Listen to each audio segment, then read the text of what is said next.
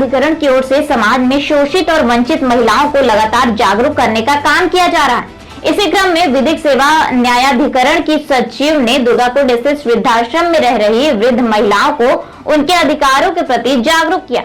माननीय नालसा की तरफ से जो सालसा को निर्देश प्राप्त होते हैं, तो माननीय सालसा की तरफ से हमें डिस्ट्रिक्ट लीगल सर्विसेज अथॉरिटी को इस तरह के मासिक कार्य योजना के अनुकरण में हमें जो ये जितने भी विधिक जागरूकता कार्यक्रम चलाए जाने होते हैं, उसी के क्रम में ये विधवा महिलाओं के लिए या वृद्धाश्रम के लिए स्पेशली फॉर वुमेन्स ये है जो जागरूकता कार्यक्रम है, उसी के कड़ी में यहाँ मैं वृद्धाश्रम आई हुई हूँ। दुर्गाकुंड पर है ये। यहाँ 24 माताएं हैं, मोस्टली स्वस्थ दिख रही हैं।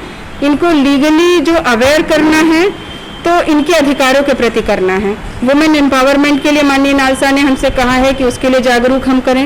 ये परित्यक्त महिलाएं हैं जो जगह जगह से ला करके शासन जो ये महिला कल्याण विभाग की तरफ से ये चलाया जा रहा है, यहाँ रखा गया है इन्हें, और इनकी पूरी अच्छी तरह से देखभाल की जा रही है।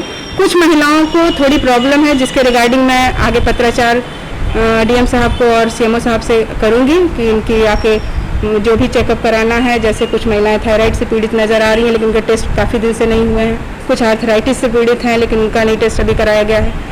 तो उसमें आगे के लिए क्या हो सकता है मैं पत्राचार करके उसको लिखना चाहूँगी। लीगल तरीके से देखा जाए तो किस तरह से आप इन लोगों को जागरूक कर रही हैं?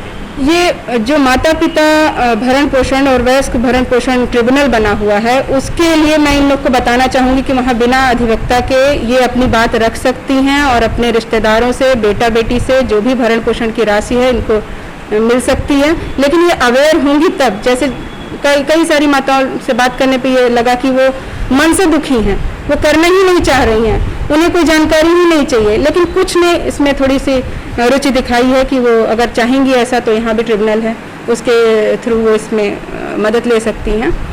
और रही बात खाने पीने की, तो वो सब चीज़ तो मैंने चेक किया, सारा चीज़ अभी सही लग रहा है। बस इनके चेकअप के लिए मैं सीएमओ साहब से लिखना चाहूँगी और डीएम साहब को बताना चाहूँगी, पत्राचार करती हूँ उसके लिए आगे। नहीं, यहाँ जितनी भी माताएं हैं मैक्सिमम से मैंने बात कर ली है और सभी की कंप्लेन अपने परिवार से ही है, लेकिन इसके बावजूद शायद माता होने का ये जो दैवी गुण मिला हुआ है उसके रिगार्डिंग अगर देखा जाए तो ये किसी के खिलाफ कुछ करना नहीं चाह रही हैं। इन्हें कुछ चाहिए भी नहीं, ये यहाँ संतुष्ट हैं। कुछ को जिनको चाहिए वो इस कानून के बारे में अगर जान गई हैं तो उन्होंने कहा कि वो आगे इसके लिए सोचेंगी, कार्यवाही करेंगी, चाहे बेटा से, चाहे बेटी से, चाहे परिवार से।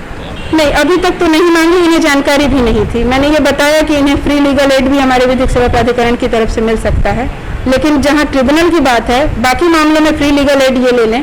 ट्रिब्यूनल जो ये माता पिता और वयस्क भरण पोषण अधिनियम के तहत बनाए गए हैं, उसमें किसी भी अधिवक्ता की आवश्यकता नहीं है। वहाँ काउंसलर डीएम साहब की तरफ से नियुक्त किए जाते हैं, उन्हीं से ये जाकर के अधीक्षक महोदय से एक इन्हीं के थ्रू लेटर भिजवा देंगे, इनका काम हो जाएगा।